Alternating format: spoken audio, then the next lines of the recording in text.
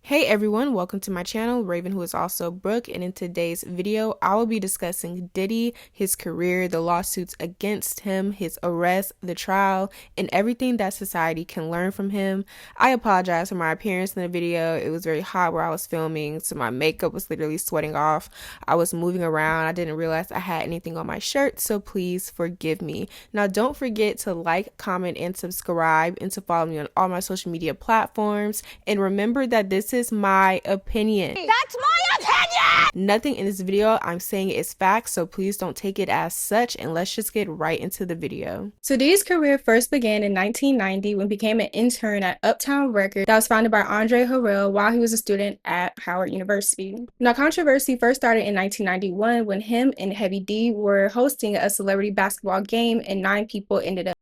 And the reason that all this happened is because apparently people were trying to get into a gym that was nearby, and it turns out there is some type of stampedes, people tumbling on each other, and etc. And then in 1992, he really got his name out there when he became an executive producer for Mary J. Blige's debut album, What's the 411. And after he was fired from Uptown Records, he then created Bad Boy Records, which was under Artista Records in 1993. And with that label, he found much success with artists such as Notorious B.I.G., Mace, 112, Faith Evans, and many more. And he also created his own brand called Sean John in the late 90s. And in 1999, he was arrested alongside his artists Shine and Jennifer Lopez when they were at a club. They were arrested because at the nightclub they were at, there was a shooting, and many people speculated that they saw Diddy shooting a gun at that same nightclub. He was later charged with offering his driver $50,000 to take the charges, and at the 9mm handgun found in his car was also his driver's as well. But he was acquitted of all charges, but his artist Shine did go to jail for about a decade, and he was then deported back to Belize, where he is from. Now, I did forget to mention that there is a woman named Natanya Rubin who was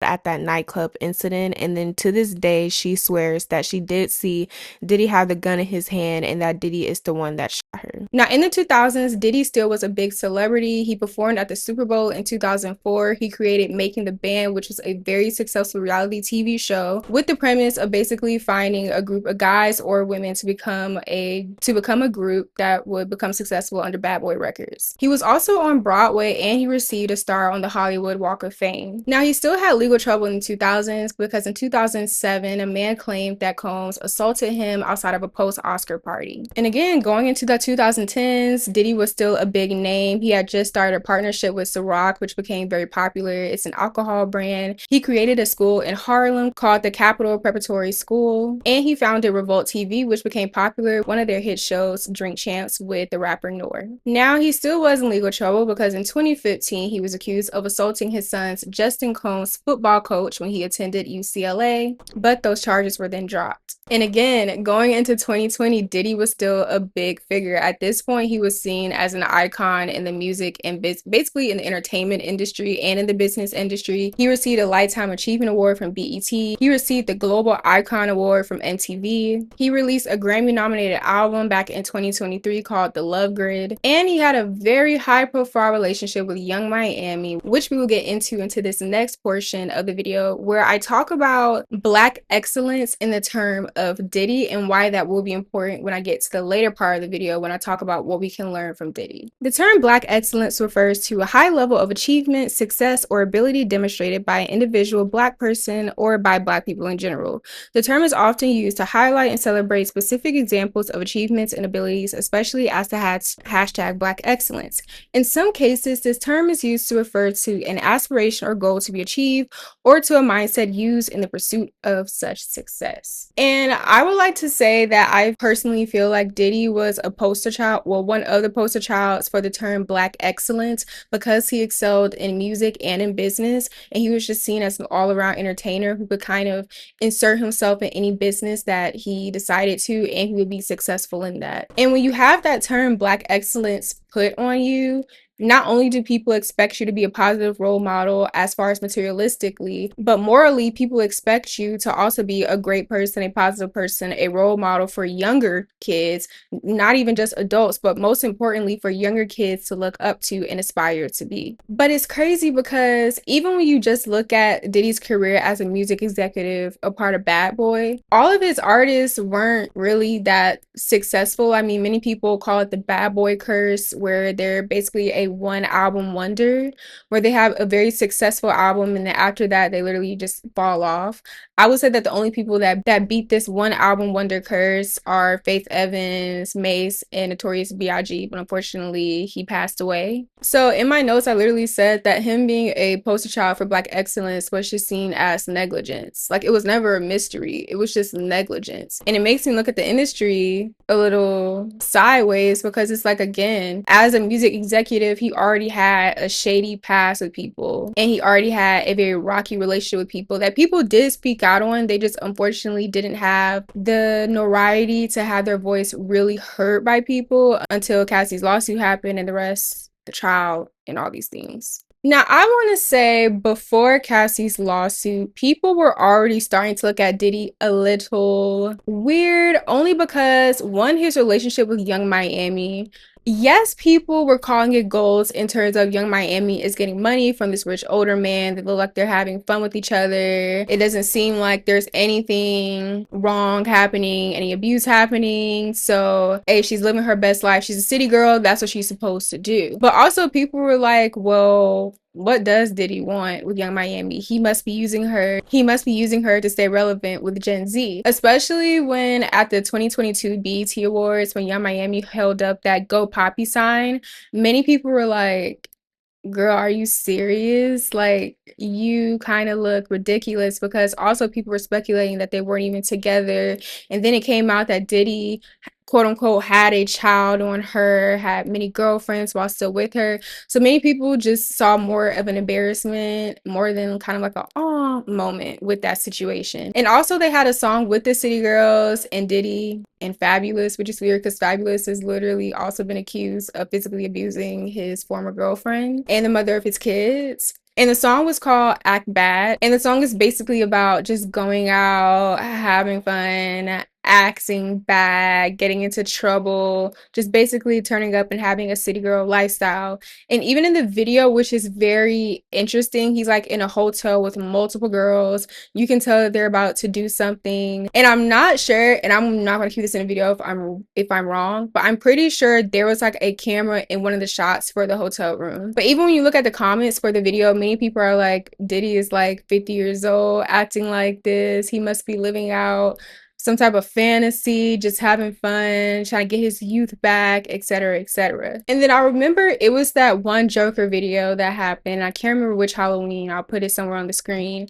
But I remember with that video, people were talking about how Diddy was just weird and he was embodying the Joker a little bit too much, and it kind of was eerie, which again is interesting considering the things that we end up finding out later. So shit really hit the fan for Diddy on November 16th, 2023, when Cassie filed a lawsuit against him claiming physical abuse and abuse. And she filed this under New York's Adult Survivors Act. And the lawsuit alleged so many heinous things that it had a trigger warning on it, and it was about 25 pages. And I will link the lawsuit in the description box below so you guys can go and read it if you want to. But in the lawsuit, she stated that they started a relationship when he was 37 and she was 19, and she signed a 10-year album deal with Bad Boy. And she claimed that early in her career they just kind of started off as friends, but then he gradually started to become a little bit touchy feely with her, and then he was starting to give her a lot of unwanted advances.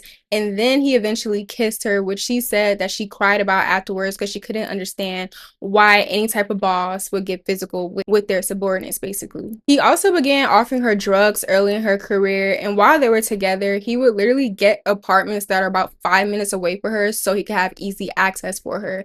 And he would have people in her inner circle following her every move to report back to him. And also, so it would be easier for them to go get her to bring back to him. And This part of the lawsuit, I feel like, is what, in my opinion, is what made people begin to look at this whole situation as a joke, is when it was found out that Diddy would allegedly force Cassie to be in sexual encounters with other male sex workers where she was drugged up while he was recording her and while he would be watching and sometimes himself. And when people found that out, that's when the term no Diddy came along. Basically, when people say don't be doing that gay, then it became no Diddy, which I hate to this day because I feel like, again, that downplays the actual physical abuse that she went through, because Cassie also claimed that Diddy her after their relationship ended and they were trying to figure out a way to end amicably. And she also claimed that he would get very physical with her, especially when she wouldn't want to do a freak off or she just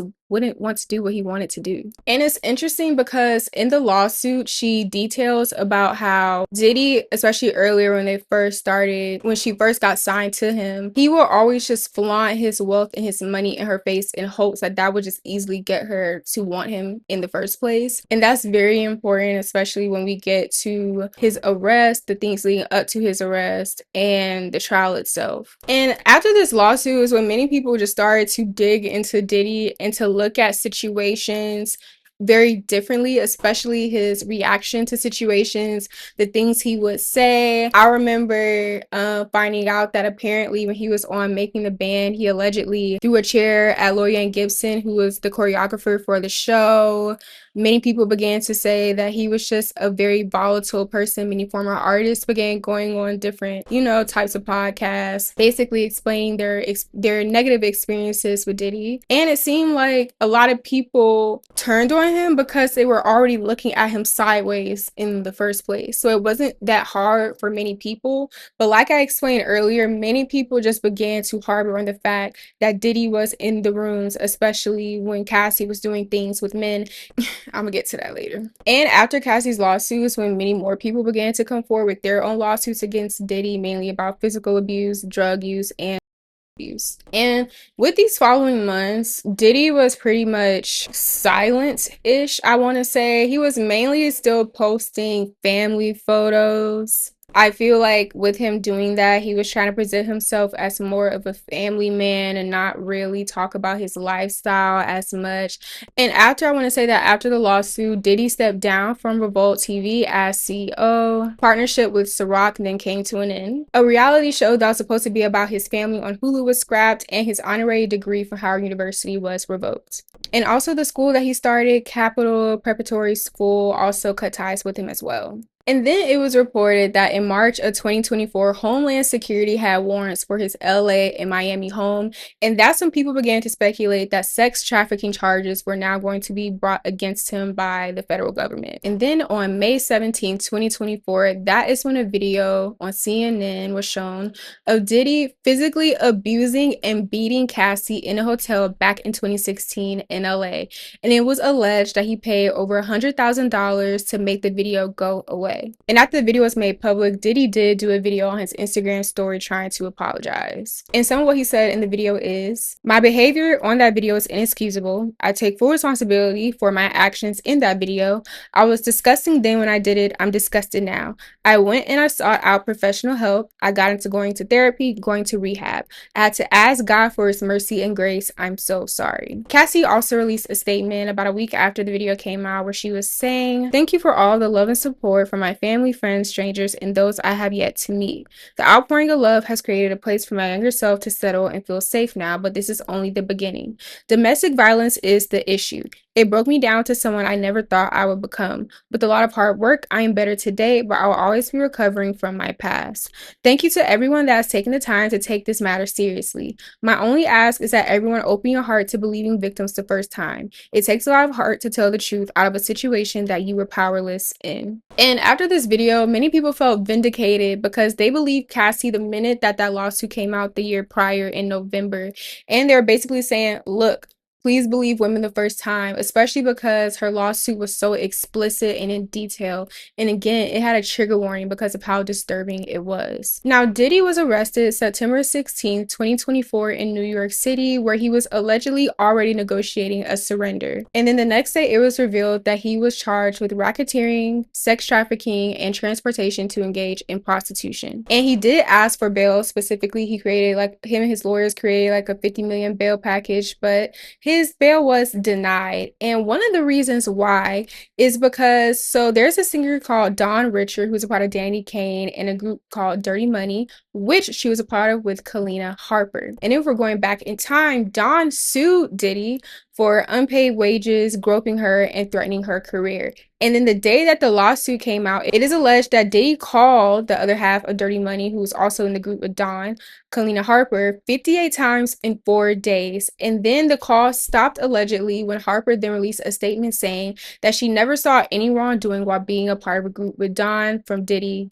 She basically see no evil, hear no evil, speak no evil. And that was one of the examples that was used as to why he shouldn't have bail, because the judge thought that maybe he would obstruct justice and also participate in witness tampering. The prosecutor said that Diddy engaged in a persistent and pervasive pattern of abuse toward women and other individuals, including physical violence, in order to fulfill his sexual desires, protect his reputation, and conceal his conduct. And one thing that I'm going to get into more specifically when I talk about what we can learn from Diddy and his whole arrest and his trial and Cassie's lawsuit is that many people then began, especially men in the Black community and even some women, began to say that this was all a conspiracy against Diddy, that, you know, white people do it all the time. How come he's being the one taken down? And I bet you it was white people involved, and people just don't want to see a Black man win and all these things. And again, I will get more into why I hate that toward the end of the video. And also, while Diddy was incarcerated waiting up until trial, again on his page, family was being posted again to show himself as a family man and not this person that's being accused of very, very heinous crimes that span over almost 3 decades. Now, jury selection for the trial began on May 5th of this year in 2025, and 8 men and 4 women were a part of the jury. And the first 2 witnesses in the trial were a security guard who worked at the hotel at the time that Diddy was seen abusing Cassie, and a male stripper who allegedly was paid by Diddy to have sex with Cassie while Diddy watched.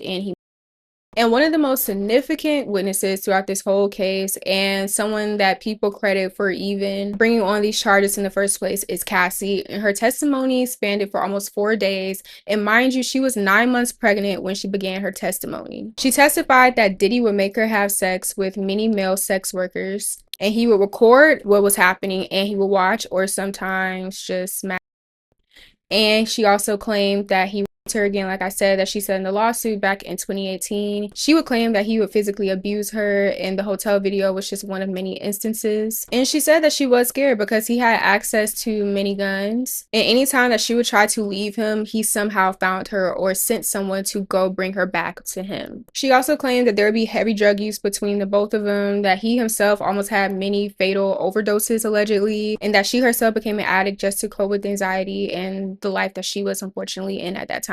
And to counter those claims, his defense then showed text messages claiming that Cassie was a willing participant in the engaging with all these male sex workers. Kid Cudi then testified that Diddy blowed up his car because he was seeing Cassie at that time. And Kid Cudi said that he called Diddy to cuss him out for what he did, and that Diddy allegedly told him, "I'm over at your house waiting." Dawn Richard, one of Diddy's former artists, like I said, who also filed a lawsuit against him, said that she saw Diddy physically abuse Cassie many times, dragging her by her hair, hitting her with kitchen appliances, and etc. And there was also a former friend of Cassie named Carrie Morgan who testifies that she saw Diddy abusing Cassie. There's also a former assistant that said that he saw frequent drug use from Diddy and that he did almost overdose. And there was another former employee that said Diddy enlisted them to help him find Cassie to then beat her for moving on to another relationship. There was also another former employee who alleged that Diddy sexually assaulted her in 2012 that testified. And another testimony that happened was from an employee at the hotel where Diddy did physically beat Cassie in 2016.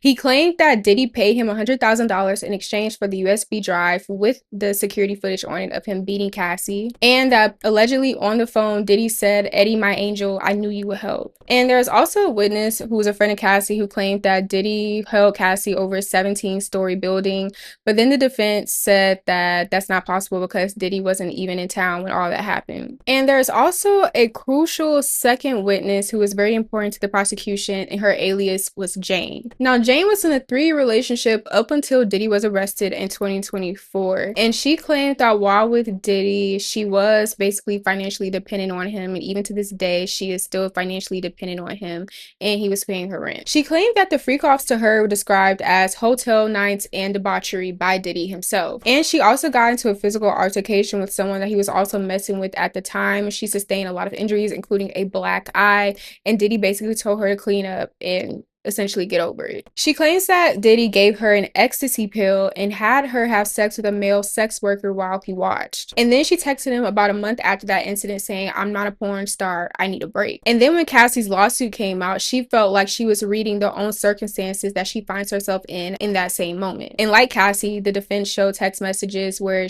that she was a willing participant in these quote-unquote sex parties that would happen. And there are 2 former employees of Diddy who helped basically set up these sex parties who said that she never seemed hesitant to participate. About toward the end of the trial, a juror was dismissed because a lot of concern was raised as to exactly where he lived, but that he was only in the trial because it was high profile. A special agent from the FBI also testified that there were a lot of guns, drugs, and lubricant found in Diddy's LA home when they had their search warrant executed. And unfortunately, many of these videos of Cassie at these sex parties were shown to the jury, but they're unfortunately not shown publicly. And on July 2nd, Diddy was found not guilty on charges of racketeering, conspiracy, and sex trafficking, but he was found guilty of transportation to engage in prostitution. His bail was denied, and he is facing a maximum 20-year sentence. And with this trial, what I feel like society can learn, one thing that I put down in my notes that I feel like is the most important thing is that a man's life is never quote unquote ruined by allegations of them being a physical and a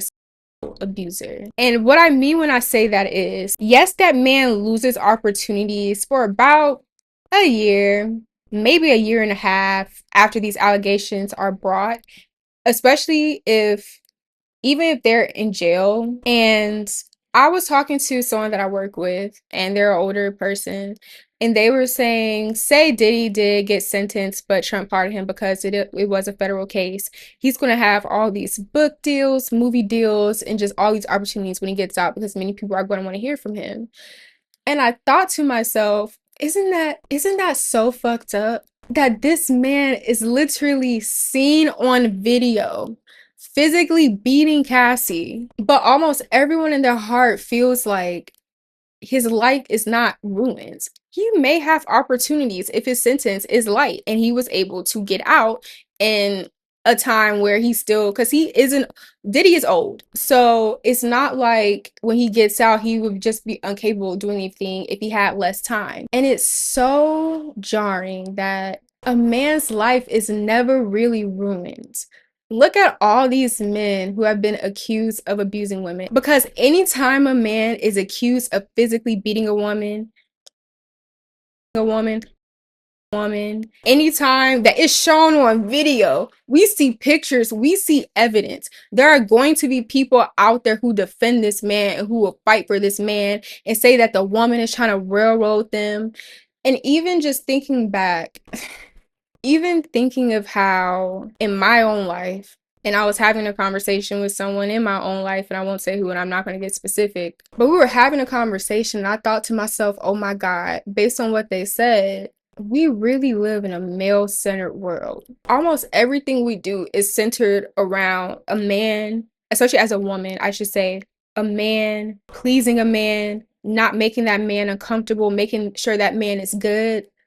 Our own feelings, how we feel. If this man makes us comfortable, it's about him to make sure that he is good and to make sure he doesn't leave us. He could slap the shit out of me in broad daylight, but what did I do? Did I do something to piss him off? And even when I think of at the school I attended, there was a guy who was convicted. He was a football player. I don't care. He was a football player. And I remember thinking to myself, like, I wonder if he's still on social media. Like, did he just kind of disappear? Like, I would assume. And I found out that he is still on Instagram. He still posts. And that there are people that I know that still like his stuff, didn't unfollow him. And I thought to myself, one thing, and all this is going to make sense when I get to my point. I know it feels like I'm talking all over the place, but one thing that I have learned in life so far is that when you take accountability, it's almost an obligation that you lose something or sometimes lose everything. And I have learned that in the past. I'm still coming to terms with that when you do up happens back. You have to lose someone or something or everything to really be held accountable, especially when you physically or abuse women. I hate this notion that we need to give people a second chance when they cause harm to other women. I don't get it. They need to lose everything. That's accountability when you lose everything because you cause trauma to someone else. Some women actually commit because of things that happen to them at the hands of a man. Some people are domestic violence relationships at the hands of a man. There are some women to this day missing because of domestic violence that they accused a man of doing, or signs that people saw of a man basically physically abusing them. I would know because one of my jobs is to literally report on missing and murdered Black women. And almost all these women, some of the signs point to that man in their life where their family was probably seeing signs that they're physically abusive. They're either murdered or missing to this day. So I don't understand why people feel like accountability has to be a second chance. Sometimes accountability means that you lose it all and that's it. And that's what people deserve sometimes, to lose it all. Especially because how can you cause, again, and I know I keep repeating this, but my mind just can't fathom that. How come you cause harm to someone, but they're the ones that suffer? You're the one that gets to go on with your life and be coddled, literally coddled by people, saying that people are just trying to go against a Black man and that women just want to ruin a man's life. Even if that man is seen on in 4K beating that same woman, even if that man has been accused by multiple women of doing the same exact heinous acts to them. And basically, for my first point, what I'm trying to say, my main point, is that accountability needs to ruin a man's life. Not just make them lose a piece of something or someone. No, you need to lose everything. You need to literally basically be gone from the earth. We should never hear from you again. I hope you don't have a good life, don't have a good job, don't have kids, don't have a wife, because you caused trauma to someone. So who the are you to deserve a second chance, especially when there is a pattern, especially when you do it over and over and over again? People will make an excuse for every time you do it, especially if you are a man. Like, let's not act dense here. Let's please not act dense here. If you are a man, your life is not quote unquote ruined when you do something. You still basically have a second chance at life. But let a woman do a small thing and their life is basically ruined. Career gone. Nothing. Important, big second point that I have that we can learn from Diddy is I find it so annoying that people were so focused on the quote unquote freak offs of Diddy being involved while men were there, and that Diddy is now gay. People were so hard on that one issue that they didn't even give a fuck about the physical and sexual trauma that he put people through and the drugs. People were so like hooked on this whole baby oil situation that, again, no one gave a fuck about the physical and sexual abuse that was happening to women under Diddy, allegedly, that were happening under Diddy. No one gave a fuck. No one. Everyone was just so focused on these freak offs and this baby oil. What I'm saying is, why are we so tied up with people being gay? God forbid a man like a man and a woman like a woman. But y'all don't give a flying if a man abuses a woman. I don't get it. I don't get it. Please, someone help me understand. Like, I don't understand. But God forbid this man physically or someone, y'all hardly ever give a fuck, or you will make an excuse for this man. I don't get it. And because of that, it almost made the trial feel like a joke. And many people were harmed by this man for almost a span of 3 decades. Even how people were like, oh, why are these people coming out with a lawsuit? He He allegedly was at this for 3 decades. What the fuck do you think is about to happen? Of course, there are going to be many people that now feel safe, especially that he is behind bars and his image has basically been shed of being this persona of black excellence. Of course, people are now going to feel like I can safely say Diddy did these things to me. Like, I'm gonna need people to use their brains, please, and stop being dense and ignorant, and please use your brain, please. And those are just the two main points, because that's all I could really, and I know those are short, but just when I think of Diddy's trial and how people didn't take it seriously, it was a joke. People, even celebrities, like, I'm very happy that Cassie had people in the industry who are very supportive, but I'm very disappointed, especially with a lot of men who did not take it seriously and who called her a quote-unquote ruling participant. And it's just sad where we have come as a society. It is 2025. It is 2025. And people still have this dense, stupid ass mindset. A man really can just get away with so much. It really is a man's world. James Brown ate when he said it really is a man's world. Because again, going back to even thinking of just my upbringing, and I'm thinking of certain situations, and it's like, you really are never supposed to go against a man. Never. That's like, as a woman, that's like your life's about to be ruined if you go against a man. Be damned if that man did anything to you. Don't go against him, especially if that man is popular. If he's a popular football player, basketball player, singer, athlete, you dare. Don't you dare. Because we will have that man's back and we will try to rehabilitate them.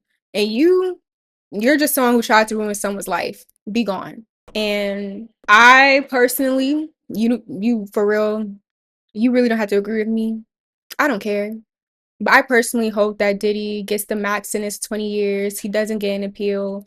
And he is basically stuck for almost the rest of his life in jail for things that he basically has done in the span of 30 years. And thank you for coming to my TED Talk. Thank you everyone for watching my video today. Don't forget to like, comment, and subscribe, and I would love to hear you guys' thoughts in the comments, and please keep it respectful, and I will see you guys in the next video.